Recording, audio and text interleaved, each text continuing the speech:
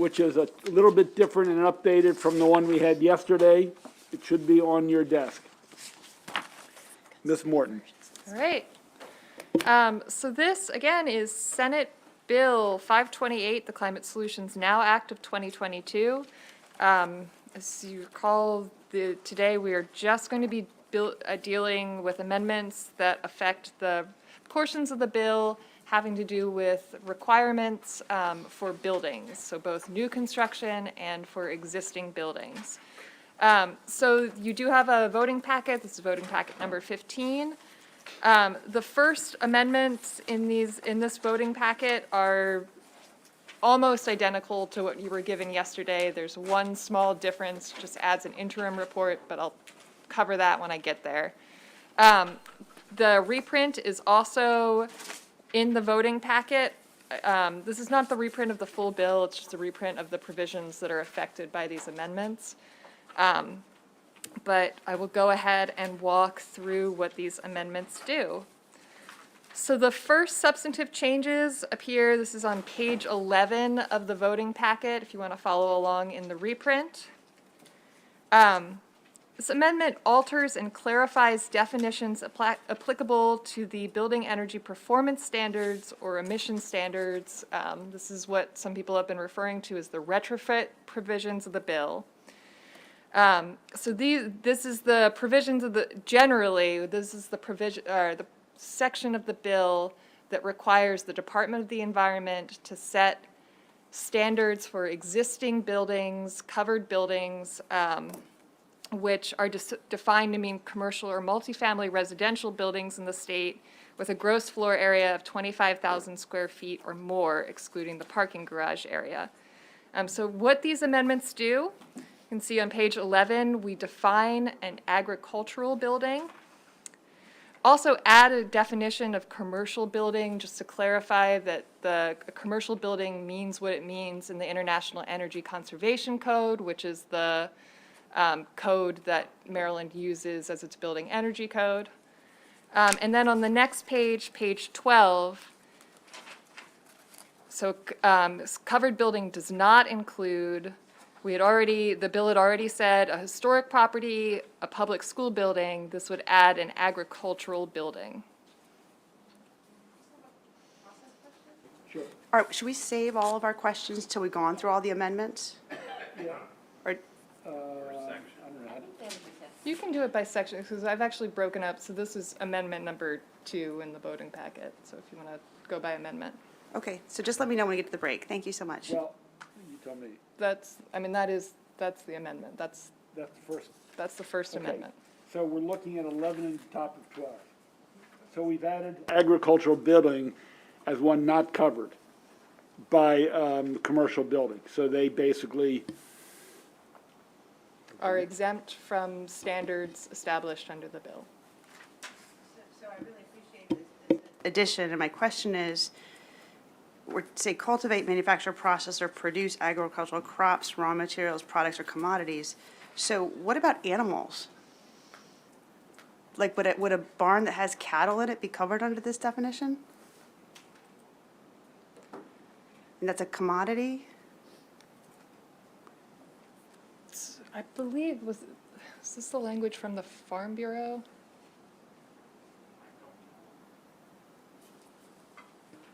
It gave me this language.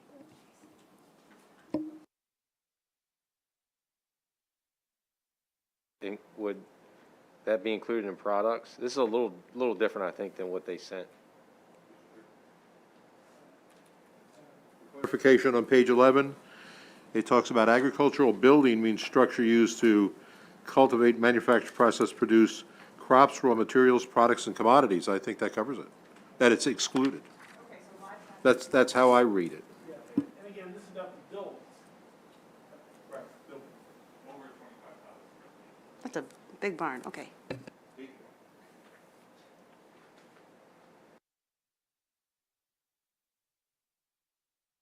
So on page 11D, the commercial building, that's just clarification. It's not broadening or shrinking the definition. No, because the bill as initially drafted, did not include a definition of commercial building, so it was unclear. So this just, it references the International Energy Conservation Code, which is what the state uses for its energy code. And somewhere else we'll get to, describes the 25,000 square feet or larger. It's there. Yeah, not under this definition, not, Yes, covered building means a commercial or Oh, right, multifamily right, residential right. building Yeah. that has a gross square foot floor area of 25,000 square feet.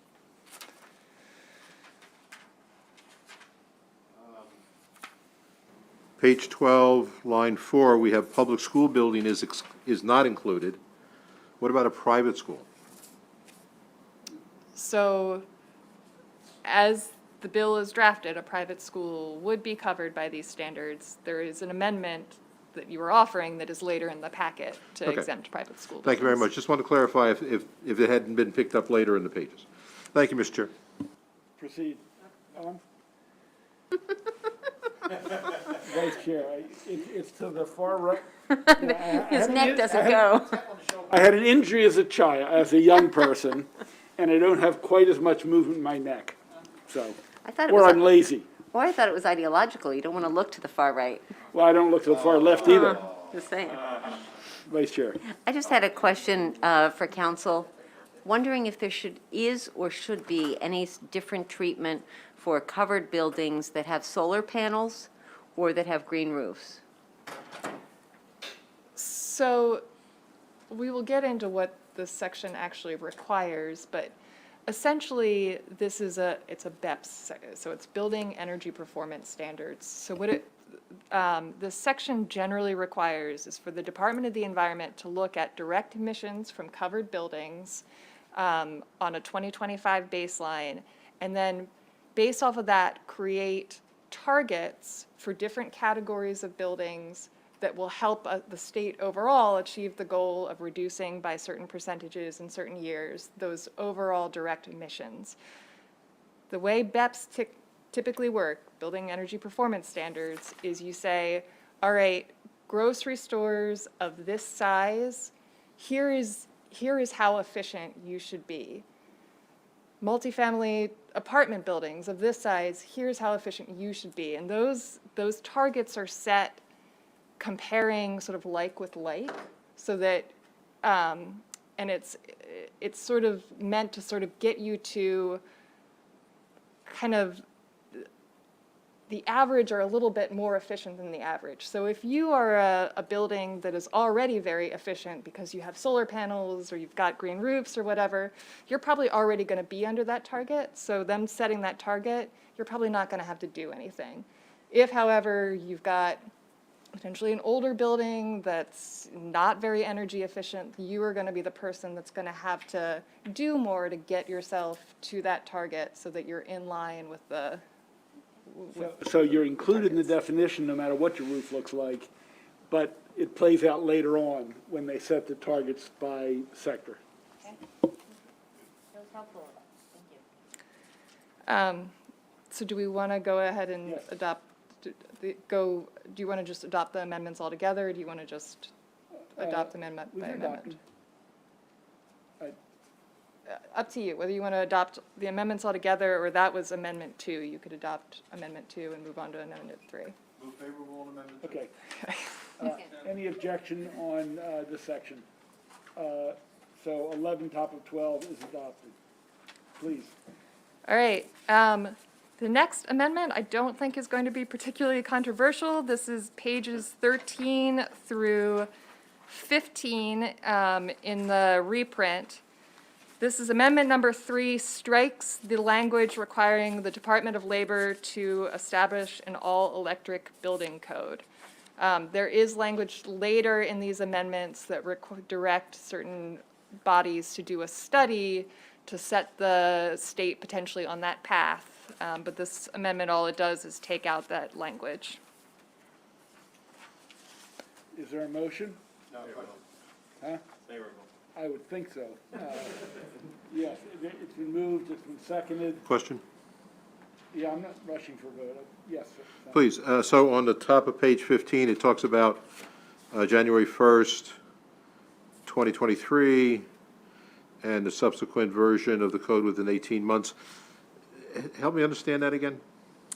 So that is the International Green Construction Code. That is, it's essentially, it's an optional code. So the state adopting that just makes it sort of available to the counties to, if they want to require those. And the state has to make a decision on or before January 1st, 2023. Correct. Okay, thank you, Mr. Chair.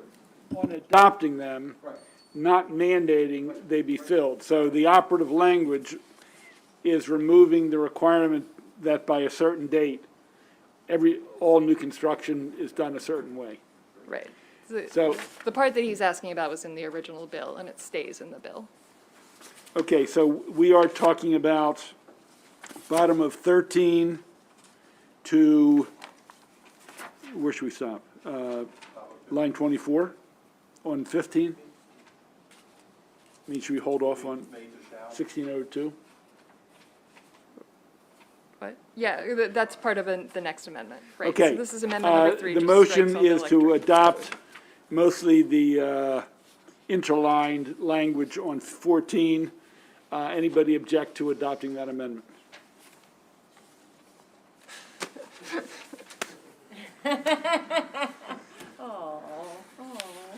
Okay, that's adopted. Okay, People streaming couldn't see, hear that or see that. You fought like a tiger now. Well, we're 2 weeks up in fighting like a tiger, but that's another story. All right, let's keep going. okay, so the next set of amendments, these are the kind of most complicated and substantive changes, but this again has to do with that building. Initially in the bill, it was called building emission standards, but the amendments rename them to be building energy performance standards, in part to clear up some confusion over how this program was supposed to operate. Building energy performance standards it's a term that is more widely used for this type of program. So what the amendments do is they clarify that the Department of the Environment must adopt building energy performance standards designed to achieve the overall reductions in net direct emissions from covered buildings. It establishes that the department should use 2025 levels as the baseline for calculating emissions reductions. There just wasn't a baseline in the original bill. It strikes the 2030 reduction target for non-state buildings and moves the 2035 reduction target from 40% to 30%. Again, the idea there is that that's overall reductions. That does not mean that each building would have to achieve a 30% reduction. Clarifies that building owners should use the Energy Start Portfolio Manager or another benchmarking tool designated by the Department of the Environment to collect and report benchmarking data to the Department of the Environment. Again, that's a tool that already exists. Most utilities already sort of provide data in a format that can be easily uploaded to that. Again, in other jurisdictions that have done these types of standards, that's typically the way that kind of energy usage and benchmarking data is reported to the regulatory agency. Finally, requires implementing regulations to include energy use intensity targets by building type, again, clarifying that we're not talking, building by building, and to include special provisions and exceptions to account for different factors. And if you want to look at specifically what those factors are, you can see on page 16. So it should include special provisions or exceptions to account for building age, regional differences, the unique needs of particular building or occupancy types, including healthcare facilities and laboratories, the use of district energy systems by covered buildings. I'll get to that in just a second. As well as to account for the needs of commercial landlords that do not have access to or control over building energy systems. So district energy systems, this came up in some of the written testimony. It's basically campus-wide energy systems. So some buildings, particularly in like college campuses, in some government buildings, I think this might actually technically be a district energy system. Downtown Baltimore, College Park. If you go down Route 1 in College Park, you see this one building keeps putting out steam. I think that's part of the district there. And there was testimony about this from some of those companies at the hearing. And so essentially, on those systems, it's not that each individual building is, the buildings are sort of tied into a centralized, almost mini power plant that provides the heating or the cooling for a number of buildings in a campus. So this would just, direct the department when it's putting together this program to sort of account for that, where you might have buildings that are hooked into one of those systems rather than individually burning fossil fuels. Yeah. So we have that same type of a situation in Baltimore City, where we have the trash incineration providing electricity and steam to a number of buildings in Baltimore City. Is this covered by that? Right, again, it's very general kind of language that directs the department to be kind of flexible and to take all that into consideration. Thank you, Mr. Chair.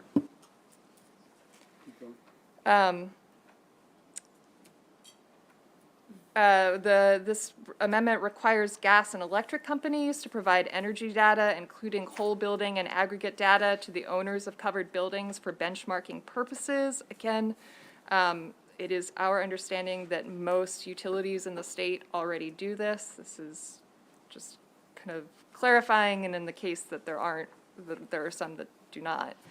Also specifically authorizes counties to establish their own building energy performance systems that are at least as stringent as the statewide systems or standards, and clarifies that covered buildings in those counties would only be subject to the local standards. So this was in response to, for example, Montgomery County, which has already enacted benchmarking and is sort of on the path to do their own building energy performance standards at the local level. Okay, so we have before us, starting on line 26 on 15 through 31 on 17. Is there a motion to adopt? I want to put something on the table first. Is there a motion? It's been moved. It's been seconded. It's before us. I had Senator Simon here and then the Vice Chair. So, trying to understand this. So I heard you say sometimes it's like the types, like a multifamily house, maybe corporate or district places. So they're going to set up this performance based on the building type, and then they're going to come up with some level. And then how does that apply to a singular, say, building?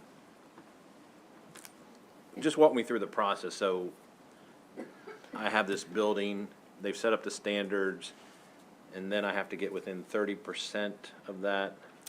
No, so the standards, the 30% comes before the standards, essentially. So the 30% is, I'll back up even further. Benchmarking starts in 2025. So 2025, if you are the owner of a covered building, you would have to start reporting this energy data to the Department of the Environment, which could then look at that to say, all right, we know that across the state, covered buildings are producing X amount of direct emissions. Our goal is to reduce that by 30% by 2035. In order to do that, we need to, here's the emission level that we need to 30% of X. That's our target. 30% of overall. Correct. Right. And so then they look at that goal and they say, all right, to get to that goal, here is the energy, here is how efficient buildings need to be across the board. And they can sort of say, all right, you know, grocery stores, maybe, and they can consider what sectors maybe are easier, what types of buildings are easier to decarbonize or to get more efficiency out of. But then they would essentially set, it's called energy use intensity targets. And this is something that is measured in these, you know, these programs, these energy portfolio manager programs, that sort of says per square foot, how much energy are you using? And so they would set for different categories of building, this is your energy use intensity target. This is how much energy per square foot is reasonable for your type of building.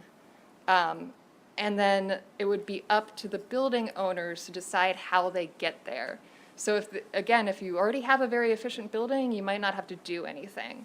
But if your building is less efficient, you might have to look at, you know, maybe you do insulation.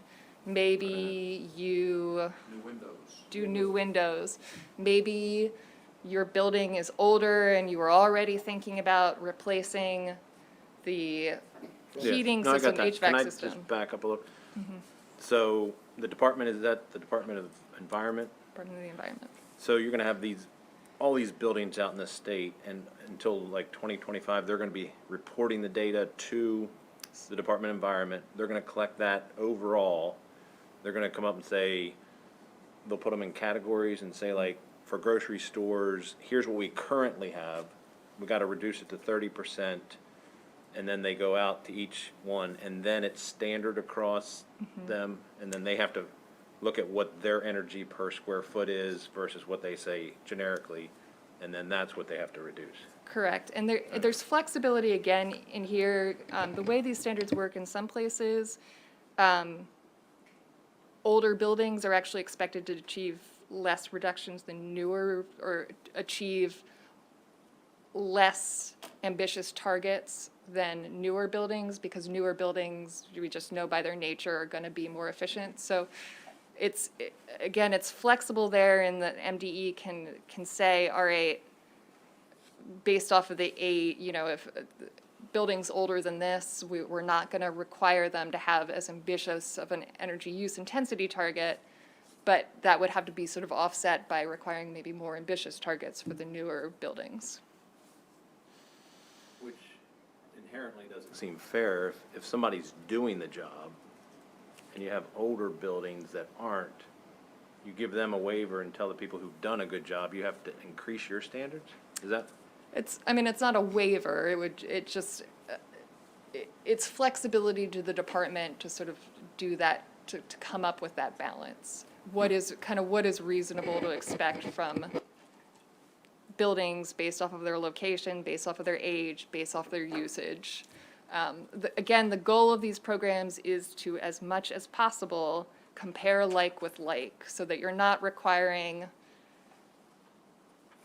buildings that are, you know, have very different kind of factors to achieve the same level of energy use intensity. And then I'll stop on that. So it's basically like you're taking a snapshot and saying where you are today.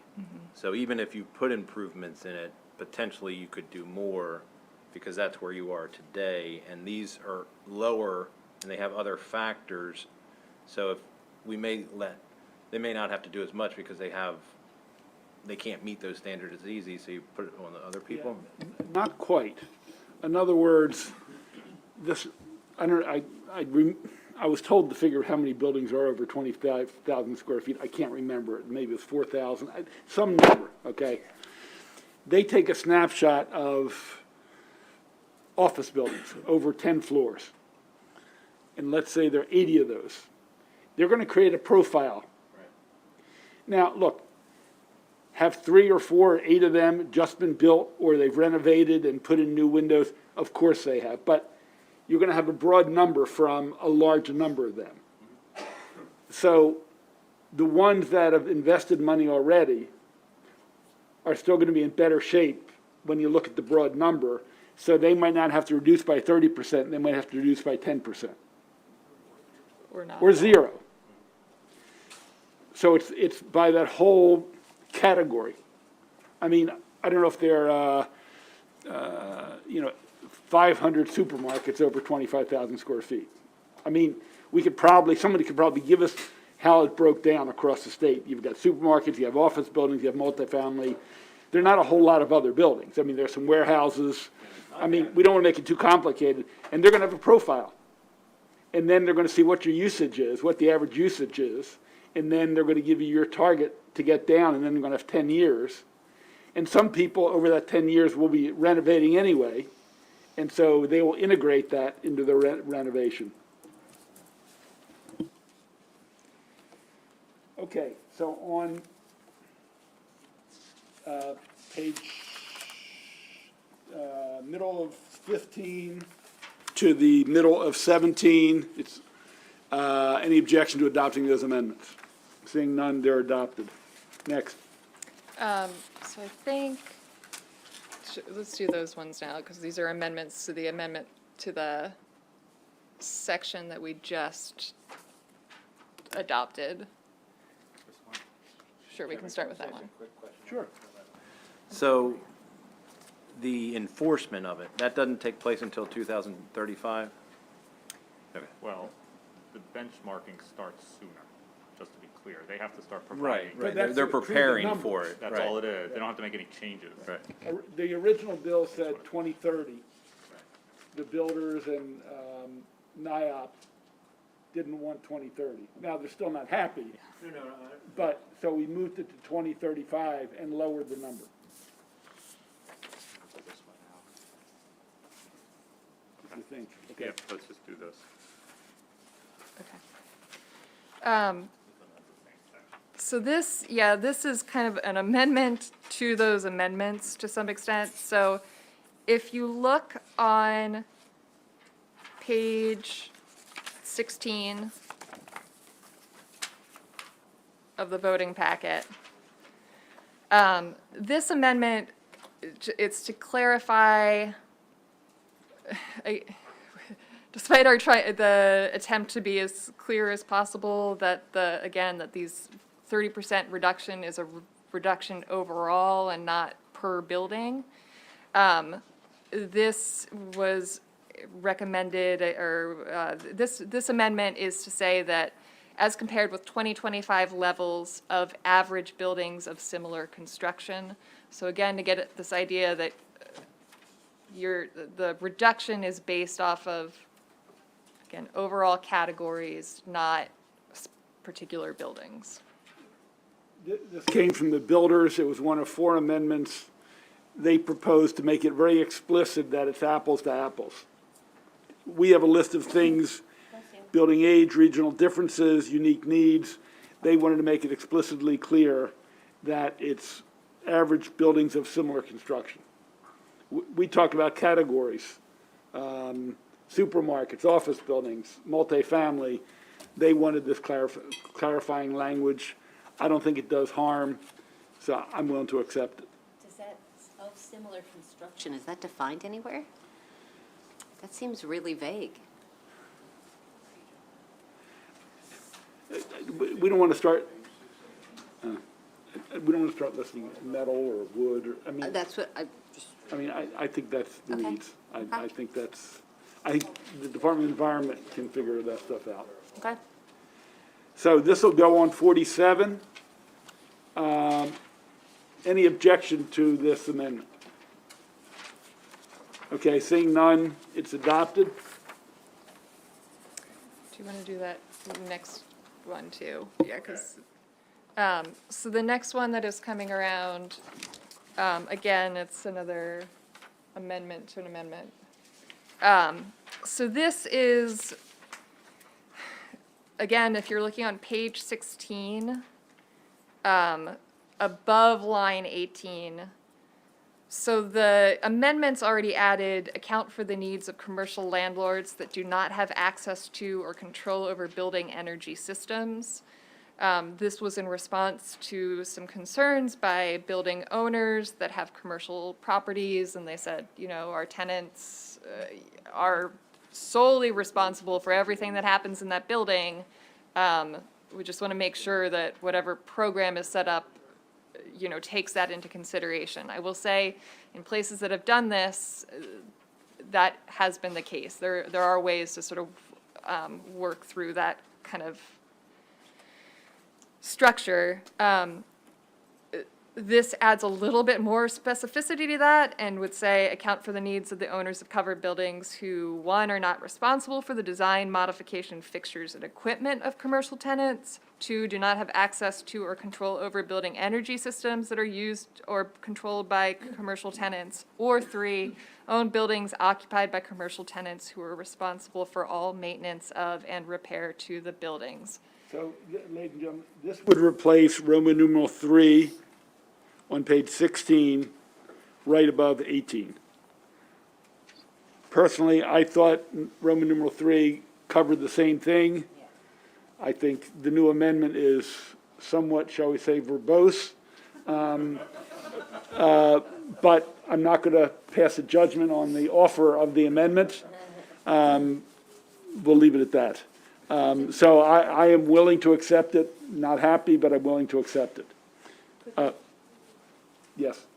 Could you please give examples of numbers 2 and 3 here? Can you envision what that looks Sure. like Yeah. and how likely that is to be a common thing? Yeah.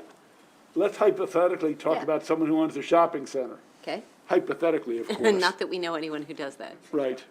And who has tenants. And he says they do what they do in their space that they lease from my shopping center.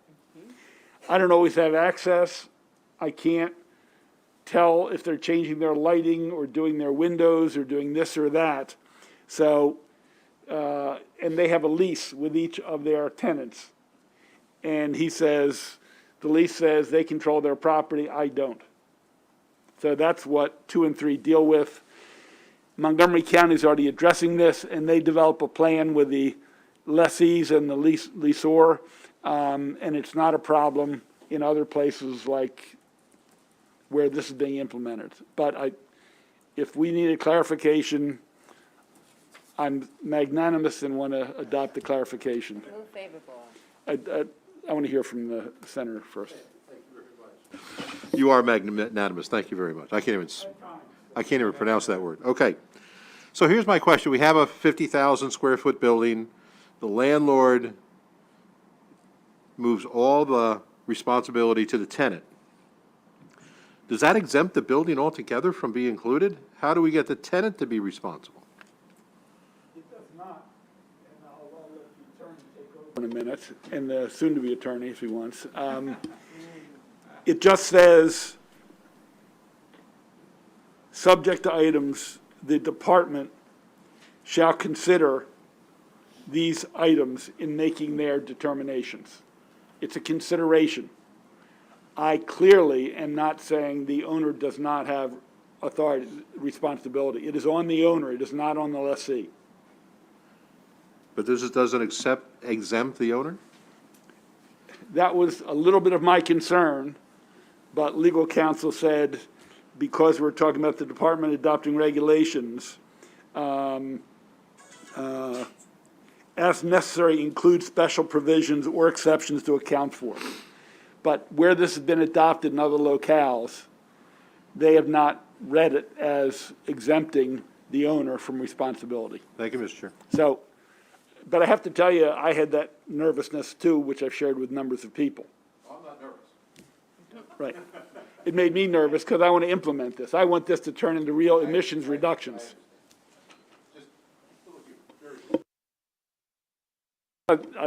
This amendment doesn't give me a lot of humor.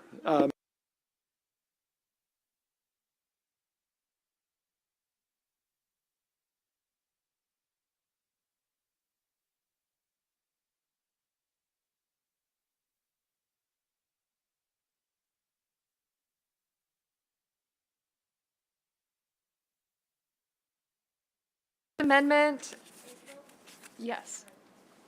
Mr. Chair, could I just ask one quick clarifying question before we move on? Yeah. On page 15, is it the Department of the Environment that's setting the standards? Yes. And is that different from what the Department of Labor does? Like, because they do all the building codes and stuff? Yeah, so the standards are different from a building code, right? So a Okay. building code gets into the nitty-gritty of, you know, what does your electrical system have to look like? It's much more detailed and technical than the standards. I mean, it's really at the level of, here is the level of efficiency you need to achieve, and then it's, again, on the building owner to sort of decide how they're gonna do that. Thank you for that clarification. This is 15 or 18,000 feet, that's at 5,000 feet or 500 feet. Okay, we're on to page 18.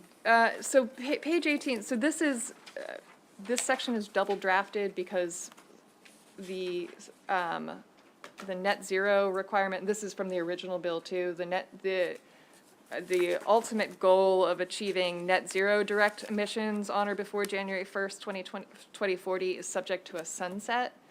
So it's just double drafted, so this is all the same exact language that you just looked at, minus the 2040 goal, so we already adopted this, basically. It's just, it's the same thing. And we'll adjust the other amendments we adopted to be included here as well. Correct. Yes. Okay. With no objections, I'm going to assume that we've already adopted it once, we're adopting it a second time. So the next substantive change is on page 22. This is the Building Energy Transition Implementation Task Force. It just adds, so page 22, line 11, adds to the task force's charge the direction to make recommendations on targeting incentives to electrification projects that would not otherwise result in strong returns on investment for building owners. Do people want an explanation, or they think they get that? Okay. Do you want to move Okay. that amendment? Any objection to adopting that? Seeing none? Sure. The task force they're referring to is on pages 20 and 21? Correct. Okay, I have an amendment later on. I don't know if you want to bring it up now. It Why adds don't we another go person. through the Yeah. Okay, shares, because I think there's a couple If of we have to amendments change on that. stuff, second time around, we'll do it. okay, so not now. Yeah. Thank you. Correct. Okay, seeing no objection, that's adopted. Obviously, with amendments, it can be amended again. All right. So for this last, this is the last amendment to these parts from Senator Pinsky. The original language is on pages 23 and 24 of the reprint, but I think we have substitute amendments coming around, so because the proposal has changed. So now you're going to be looking at the language that Senator Ian is Ian is just passed around. Sorry. Don't make them senators. Just for context, committee, we're on page 23 in the reprint.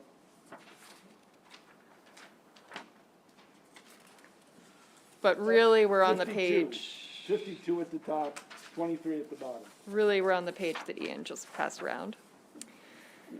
What this proposal calls for is a study by the Public Service Commission to address the issue of having capacity, electric capacity run on the lines. Personally, I think this was addressed by the Climate Commission, but because of the hullabaloo and some of what we've heard about brownouts and this and that from the utilities, this calls for a study by the Public Service Commission, who has oversight on rate setting and utilities, to tell us whether we in fact have capacity or don't have capacity, and answers a number of other questions. So that's what this does.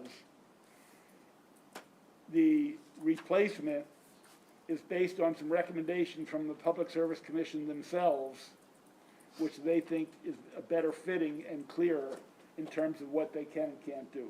But, Ms. Morton, you want to add to that? Right, so essentially what the Public Service Commission recommended was taking some of the things that had initially been included in that study that they were required to do, and instead requiring the Building Codes Administration and the Department of Labor to undertake those portions of the study. Because while the Public Service Commission certainly has the capacity to look at, building grids, issues, and the effect on utilities of moving towards greater electrification of both new and existing buildings. The Building Codes Administration is going to be in a better place to make recommendations regarding the development of an all-electric building code, fastest and most efficient methods for decarbonizing buildings and other sectors, assessing the availability of technology and equipment that will be needed to construct all-electric buildings, all the things that, again, on that sheet that Ian just passed around, page 52, subsection B.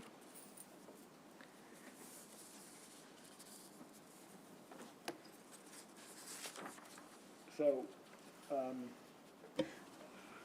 I would move that we replace the old subsection 10 with the new subsection 10 as per the recommendations from the Public Service Commission. Brief question?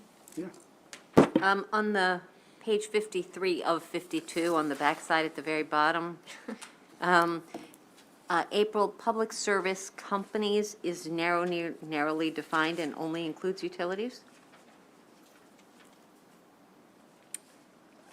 That was language provided by the Public Service Commission. I assume they know what it means. Presumably. I mean, I just might have expected something that says They want to ensure that the utilities. utilities cooperate in terms of getting data. Oh, no, no. and everything. And it's not the rest of it. Yeah, tell us what we need to know so we can do our study. That's totally right. My question was about the subject of it, public service companies. I think Just it's- sounds broad. I think it's the one they regulate. Right, so that, and I'm looking at the term. I mean, that is that is the broadest term of what is regulated by the Public Service Service Commission. You could potentially, if you just wanted to say electric companies and gas companies, and then that would leave out So, water 'cause a companies public, and they also, sewage disposal companies, but. I apologize, sorry. Are you done? Sorry. Because they also regulate Verizon and AT&T, and like, I can't imagine we're going to want the phone people to have to be compliant here. Well, it's just provide information that the commission requests, if you think they're gonna request So information from Verizon. No, but it's to complete the study that's required. And it Understood. defines, it's a energy study. You could, if you, I would go if you narrower. wanted to say electric companies and gas companies, I'm sure it would be fine, but. That makes more sense to me, because we might be asking them for long-term planning and confidential information that they're going to prefer not to share. Anyway, it just seems like precision might be a good idea, just a little narrower might be smart. What's the will of the body? I don't care. I mean, it's fine. Is that adopted? That Yes, it's amendment to the adopted. amendment?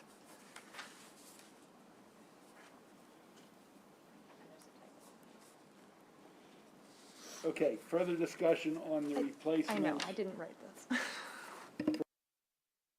Further discussion on the replacement number, section 10, with the change proffered by or accepted to the point raised by the vice chair. Seeing on that, then that's adopted. Hold it.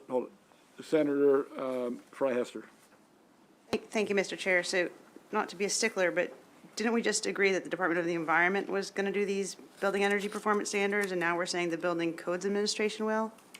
No, so what the Building Codes Administration will be looking, it's more about the potential development of an all-electric code, so that would be for new construction, although they will be asked to weigh in on the standards being developed by the Department of the Environment, to the extent that there are technical considerations that should be taken into consideration.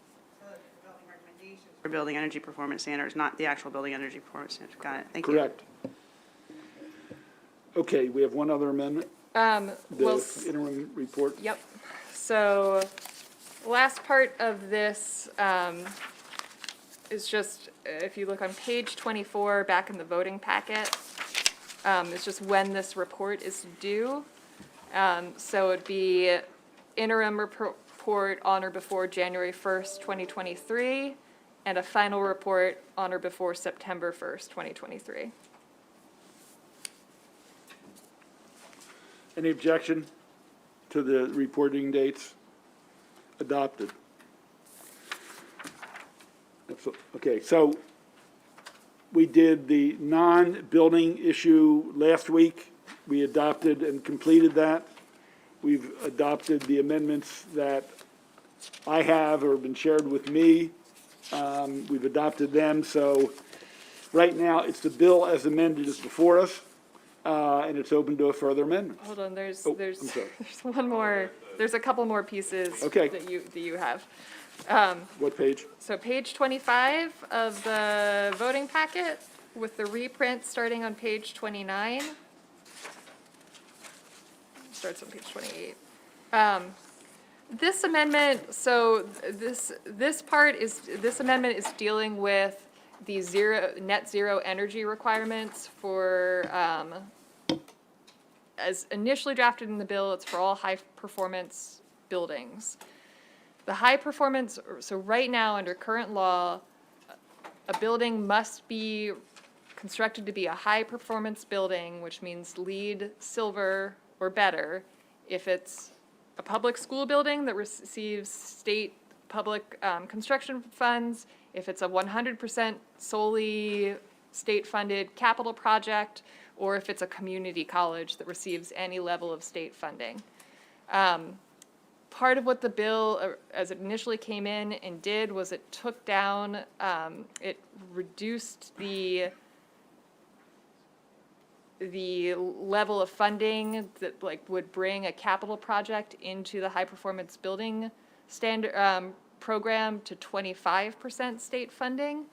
But then it had also added on this layer of saying that high performance buildings also needed to be net zero energy buildings. So again, that's kind of what we saw over the interim in those public school buildings that have been built to be net zero energy.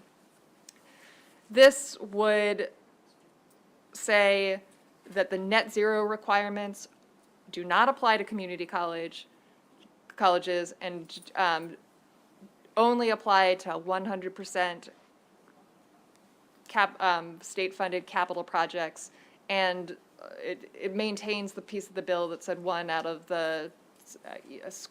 school in each jurisdiction in the next 10 years would have to be net zero.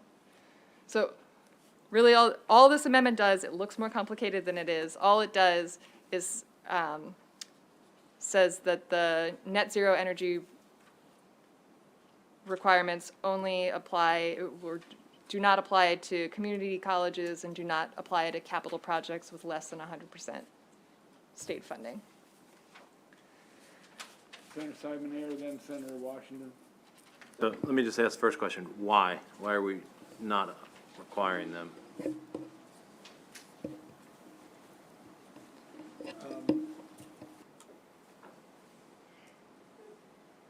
you put me on the spot. Yeah, yeah. I haven't committed all 52 pages to memory. All of you know Mr. Ullman, my chief of staff. So the question was about community colleges, local buildings, is that right? Limiting the net zero requirement on Right. them, so the question is why? I think a lot of that section, we thought the state should lead by example, and you see other places where that's happening in the bill, whether it's electric vehicles, whatever, schools, obviously. So the state should be leading by example. We were a little less comfortable as we thought about it and heard feedback from various stakeholders about forcing that on, county buildings, community colleges, which have, different resources than the state. I think that's with our thinking. We wanted to try to provide a little more flexibility. They're still subject to the high-performance building standards. In other words, the high-performance building standards, the LEEDs, silver, is in the law. Right. Net carbon neutral is a higher standard. So we didn't want to get crazy here, and so we wanted to keep those categories under the high-performance buildings or the LEED silver, and not push them into the net carbon zero. So is there a timeline they will get to net zero, or are we just exempting them for going forward? Well, they're still subject, if they're a large enough building, to that building section we just talked about, if it's a 25,000 square foot or higher building. And to be clear that the building energy performance standards, so again, a large building, or if it was a covered building, it'd still be, Yeah. fall under those. But net zero in that, where it talks about, the standards have to be set to get to zero, that's from direct emissions. It's not, it's not the same as net zero energy. Net zero direct emissions means that you are not burning fossil fuels on site. Net zero, as in it is in the bill, is a higher for the high performance building standards, or for the state buildings, 100% capital buildings and the select schools, is what we saw this interim, where you are producing as much energy on site as you use over the course of a year. So it requires you have to have either solar panels or a geothermal system, something on site that's actually producing energy to offset what you're consuming. Okay, and then just curious, USM was not included in this, but community college originally, I mean, why the distinction with community college? USM is a state building. Yeah, it's 100% state Yeah. funded. So they would, okay. So that's how they're already in. Community colleges are in if they receive any level of state funding. Right. Community colleges, a lot are dependent on the counties in which they are in terms of their funding in a much bigger way. Okay, any objection to this clarification and the lower standard for the bodies we just talked about? Senator Washington. I had the question of how many capital projects are solely funded with state funds? Do we have any projects that do that? Are projects usually a mix of state and federal? And I'm afraid of the. Well, somebody can correct me. If the state builds its own buildings, that would be 100%. Obviously, schools are not. Other than the state building its own structures and paying for it fully, there are not any others that I can think of. An example is Department of Legislative Services is going to be a state-funded Right. building. Right. Look, in the last few years, the state has not constructed any major buildings. I mean, they built the one in New Carrollton when they shifted, not housing, what did they? I think it is housing, right? Community development. Yeah, DHCD, wasn't it? DHCD, they built a building close to my district, moved from Anne Arundel County, which had a bit of a hullabaloo. But other than that, they built some sheds and some very small structures, but there has not been a new Department of Environment or Agriculture being built recently. But you're right, DLS will be a state building. I guess I want to ask again, what is it? The funds or who owns the building? So is it that this is a state-owned building, or is it It's important that it's the funds? Because I still think state funds is potentially narrowing, so I just want to understand what the. It's drafted right now to be consistent with the way our high-performance building standards work. So that's, under current law, Right. that's how it's applied. It's applied to 100% state-funded capital projects. Oh, It's, I don't know Okay. why they did it that way as opposed to Yeah, wording it differently, but it's the same language. Okay. all right, if it's consistent, but, Okay. Seeing no objection, that clarification is adopted. What else? All right, so the last Pinsky amendment is on page 35 of your voting packet. There is no reprint here because this is just adding a whole new section. This amendment requires the Department of Housing and Community Development to develop and implement a program to provide grants for energy conservation projects in covered buildings that house primarily low to moderate income households. Further specifies that the grants provided under this subsection may not be used for a project to install new equipment that uses fossil fuels or to improve the efficiency of existing equipment that uses fossil fuels, and then requires the governor to include in the annual budget bill an appropriation of $5 million to the department for the purpose of providing grants under this section. And then finally requires some reporting to occur about the projects that are being funded.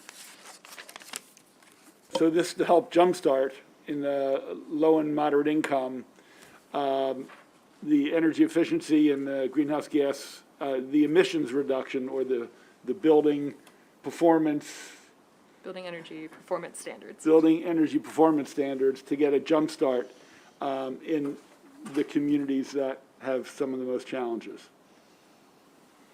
So, discussion, Senator.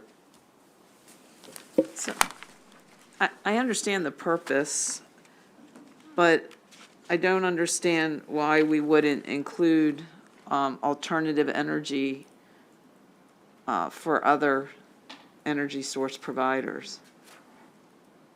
It doesn't define the type of energy. It just But you're not, No. It just says you can't use fossil fuels, but it doesn't tell you what type of energy to use or how to do it. In other words, this could be for new windows, it could be for solar, it could be for heat pumps, it can be whatever, as long as it's following the charge of reducing direct greenhouse gas emissions. So it doesn't get into, we like this or we like that, or the only thing it says is, we don't invest money that's going to make the emissions worse.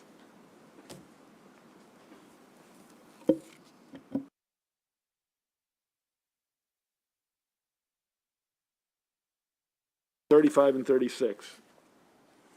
Seeing none, that's adopted.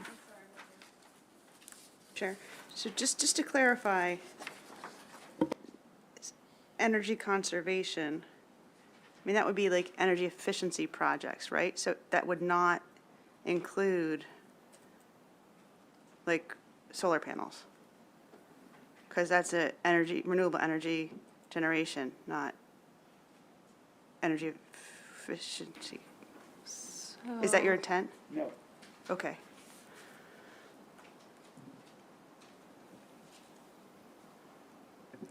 Ms. Morton, look at Yeah, that. some, The site. because this energy conservation project is a defined term. So right now, it says it's the purchase or installation of caulking or weather stripping, clock thermostats, ceiling, attic, wall, floor, or duct insulation, water heating insulation, storm doors, devices associated with load management techniques, automatic energy control systems, machinery, equipment, or a facility that uses groundwater as a heat source for a heating system or as a heat sink for an air conditioning system, furnace efficiency modifications, other energy conservation improvements that the administration determines by regulation to be appropriate and consistent with the subtitle. It's pretty broad. And it's not, it excludes other forms of energy generation.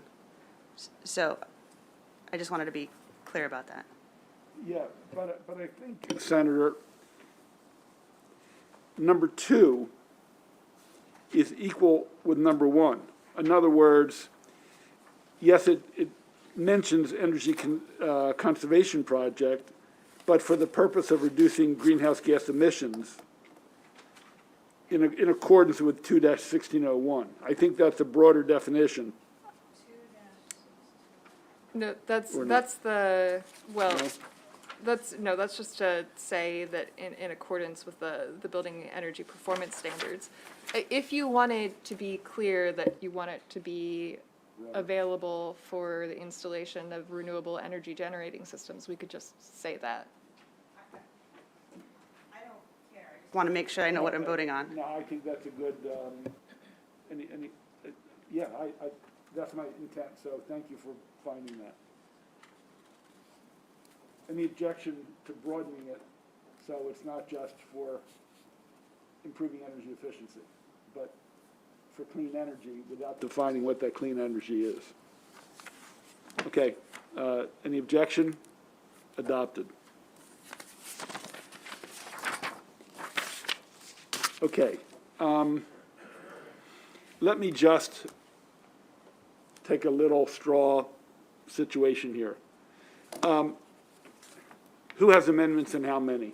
I don't, you've got a couple, Ed, or? Very simple, the public school, non-public school. Okay, how many other people have amendments? Okay, let's rock and roll.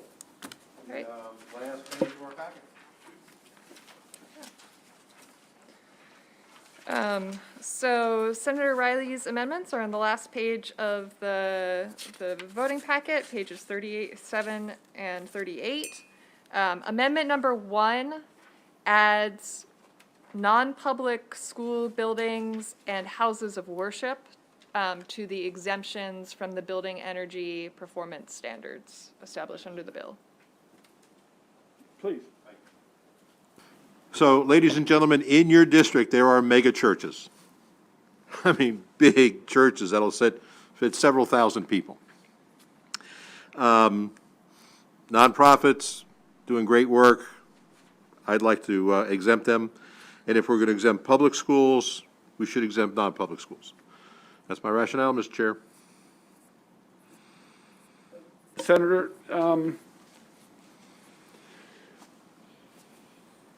would you mind if we split those in two? I No, mean, I can no, live that's with fine. one, and That's one fine. I think is a problem. That's fine.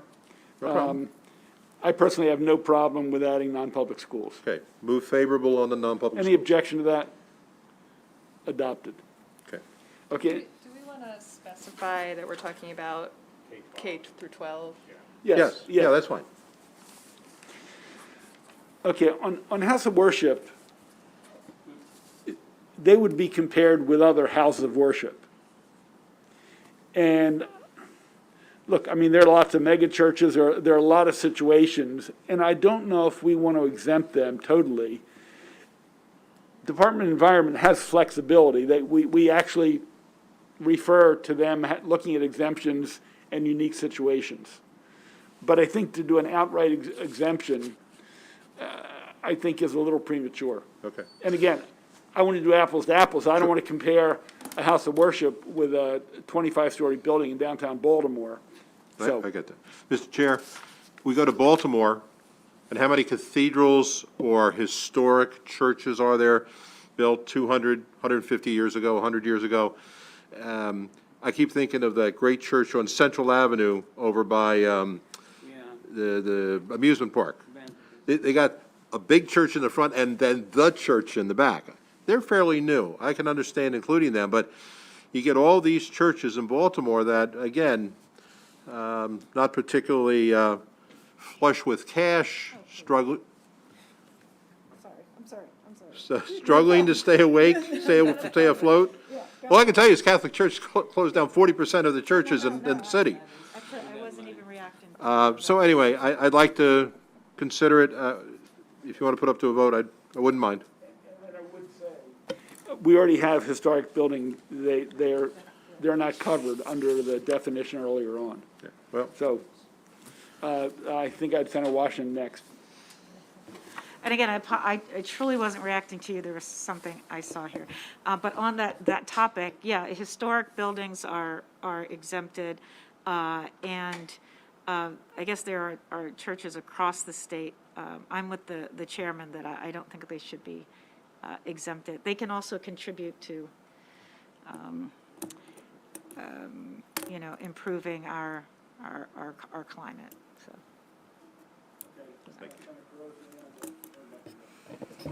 I just would like to speak in favor of the amendment. I know that a lot of the smaller churches are struggling, and so I think that this is a reasonable and fair amendment to include them.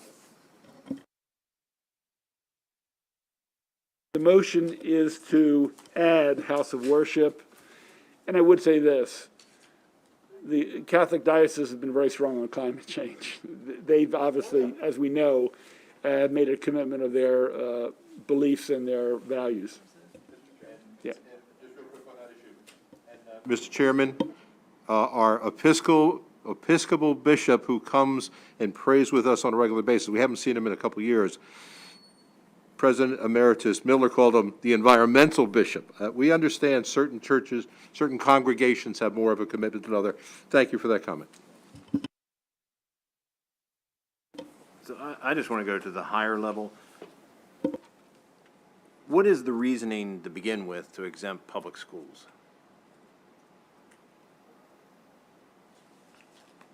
Well, I mean, No. what singles them out? no, it's fine. A couple of things. One, prospectively, we're trying to get new net zero schools going forward. Other than that, they have to be, because of the high-performance buildings, they have to be high-performance buildings, LEED silver. So, no, currently. They all have to be. Yeah, I mean, since that's been in place, any building built after that. But again, LEED silver is here, carbon net neutral is here. But this is for bringing buildings up to standard, right? It's not the new buildings. Right, right. Look, if the state wants to make that commitment, it's a fair amount of money. And if that's the will of the body, we should do it. We just are, you're picking your battles here, and could it mean them coming, asking for more money to the IAC for renovations to do this? It could. So I'm trying to make judgments to make, as reasoned, I know some people probably don't think it's reasoned, you make some balances here. So that's my answer. Anyway, on the amendment to add, to remove house of worship. The motion is to remove house of worship. Roll call. No.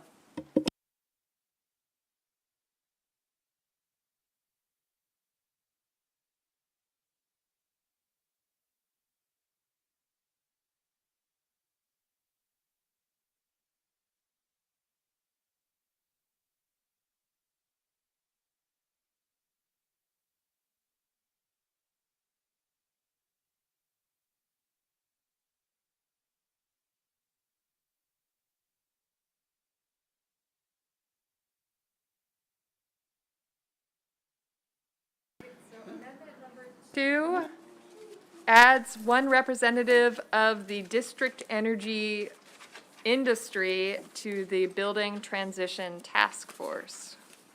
And that is on what page? So if you want to look, yeah, in the reprint in your voting packet, it's 21 at the bottom. Thank you. Okay, advocates for this. I never even heard this term previously, district energy, is it district? District energy industry, the one where you have that central energy, pumping energy, electricity or steam out. They requested to be on the task force. We have a lot of people. They asked me to put them in. I'm agnostic. It's a pretty big group now, and I think it's extremely well balanced, but I am agnostic on this. So the center is moving it on their behalf. You can accept it or not accept it. I'm going to assume. Do I get a second? I was going to assume there was a second, Senator. I was not going to shaft you on this one. Okay. Anybody think it's a bad idea? It's adopted. Thank you. Another one for Riley. Oh, jeez. Okay.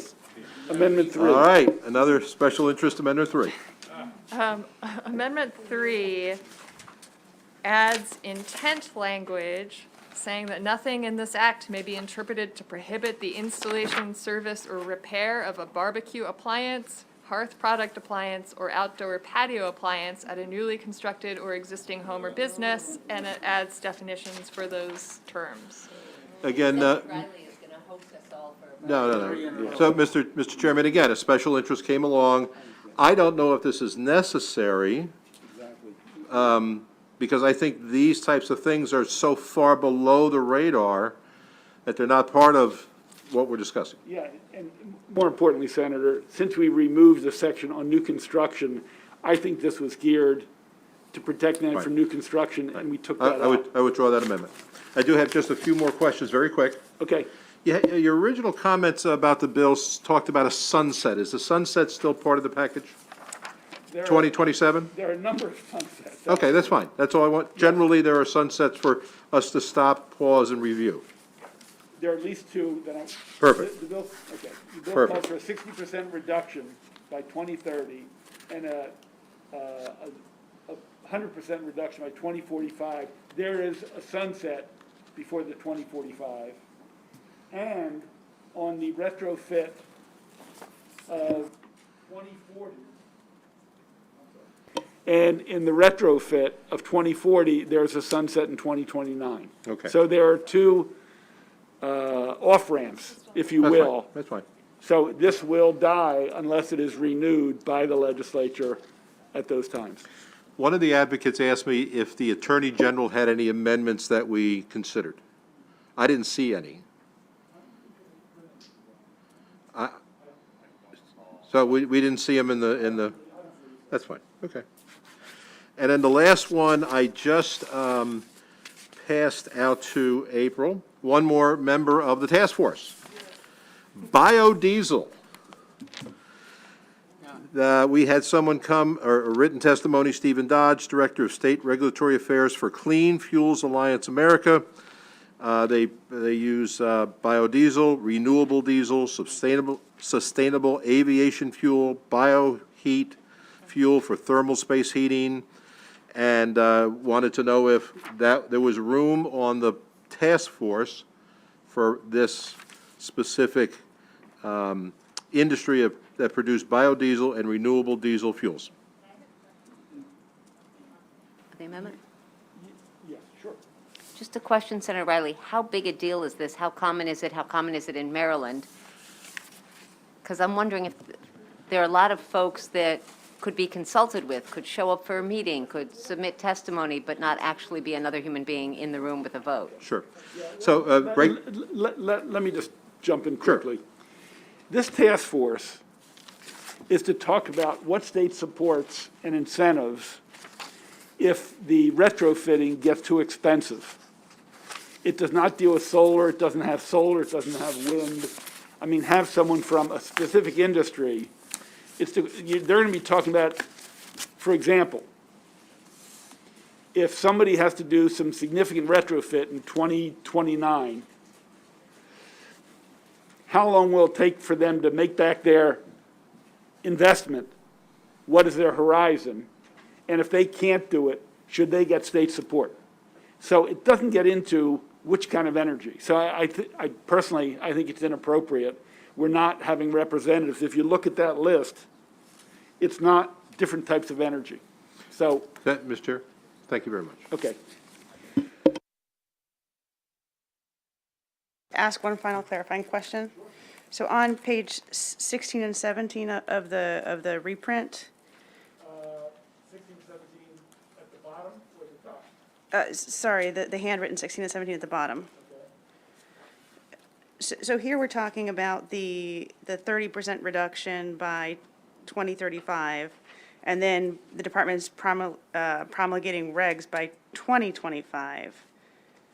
So these, and then it's a little, it talks about the alternative compliance pathway and then the social cost of carbon. those would then be applied in 2035 or 2025?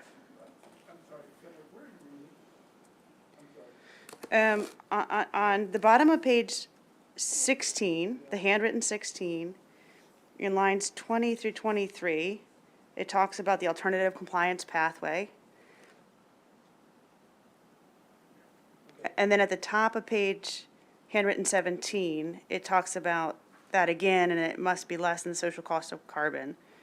And so the department's doing this in 2025, but that would kick in 2035? So there's nothing in here that says when the department has to adopt their regulations. The only thing that happens in 2025, that 2025 you're looking at, the only thing that happens then is that people have to start reporting benchmarking data to the Okay. department.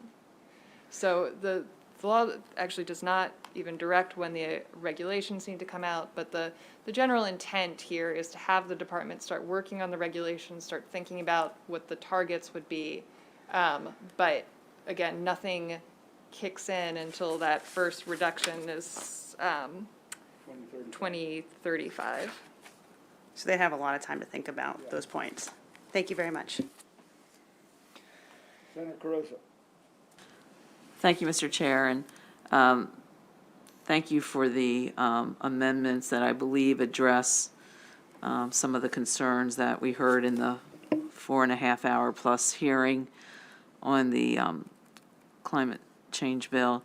I just wanted to ask you, and I really just have not, we received the amendments last night, and we've been, obviously had alcohol bill day and everything else. So I have not had the opportunity to go and sit down and talk to, for instance, in my district, the restaurants. And I was looking through the testimony on other groups that brought concerns to our attention. So my question is, from the standpoint of what you think has been addressed in the amendments, but specifically, I was trying to see with some of the ones that, especially some of the industries like the restaurants that have been really struggling since the pandemic. We removed the mandated language that, starting in 2025, all new construction, which would include restaurants, had to build a certain way. That is not in the bill anymore. So that's one relief to many of those people. We call for retrofitting of buildings over 25,000 square feet, and the first reduction has to be by 2035. And there will be a pathway, there will be measurement, as Ms. Morton has talked about. So if the restaurant's over 25,000 square feet, and they have fit the rest of the criteria over the next 13 years, just like every other building over 25,000 square feet, they will have to consider more efficient windows, using heat pumps, solar, whatever they have to do to meet their 30%. But it's going to be compared to other restaurants. So, most people are a hell of a lot happier because we're not mandating new construction being all electric. I have not gone back to every stakeholder to see how happy or unhappy they are. I know when I had conversations, some people were happier we dropped the 2030 interim goal. Are they still embracing this? If they're trying to hold back to the 19th century, probably not. Those that are visionary are saying, this is what we got to do. So beyond that, I don't know what to tell you. So I appreciate that. And again, I haven't talked to the restaurants myself. Is there anything in the amendments that, I know that the major change was the new construction, and I understand and appreciate that. Is there anything in the amendments that encourages other energy sources, providers with their alternative energy to be part of reducing the emissions? As I said last week and the week before, it is silent. It is silent on that issue. Okay. I just We want want to I'm reduce asking greenhouse because I gas have. emissions. The only place it mentions is we can't use monies to reproduce what we're doing with fossil fuels like oil, coal, and natural gas. Okay, on the bill as amended, the part we did last week, the part we have this week, let's do a roll call. Sure. Because there's a lot of parts in here I like. I'm just trying to figure out what, because we don't have the whole bill in front of us. So if she could just tell me if I'm missing something, just big items. Now, So it's, Ian, do you have that summary? that would be great. This could be, I have it in the other room. just, let me pull it up. Wait a minute. So from the original bill, we're just taking the electric out and modifying some other stuff. 60% and 2045 carbon neutrality. Yeah, you don't have to go on that, but is that just basically we've taken the electric out and it's just basically modifying the other stuff? Yes. Okay. Okay, thank you. The bill is amended, 528. Aye.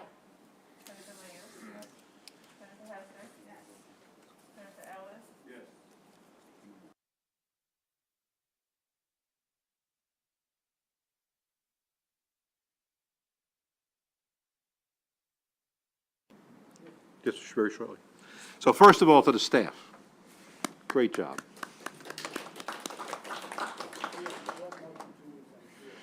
And my observation to the committee is, it's been opined on many, many different occasions that Maryland is a state of incremental change.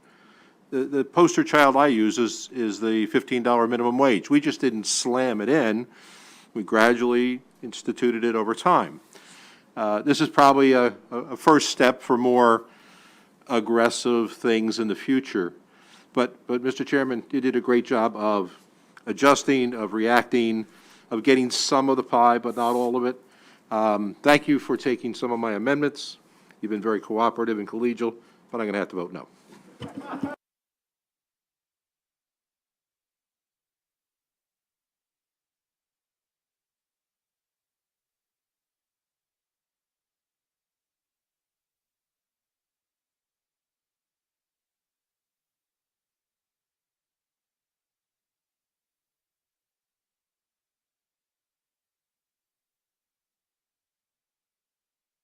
Aye.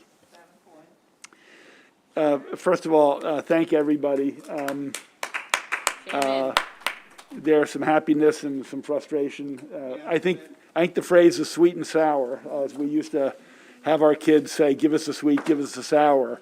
But obviously it's, the vote is very similar to last year, a little bit different. And we'll take it up on the floor, and I'm sure there'll be other amendments. And who knows, the House is in a posture where they want to pass something, and I think they're close to where we are. It doesn't mean it's going to be exactly what we have, and we'll have to go through further negotiations, and we'll bring amendments back, but that's part of the legislative process. So thank you all for your patience and inquisitiveness.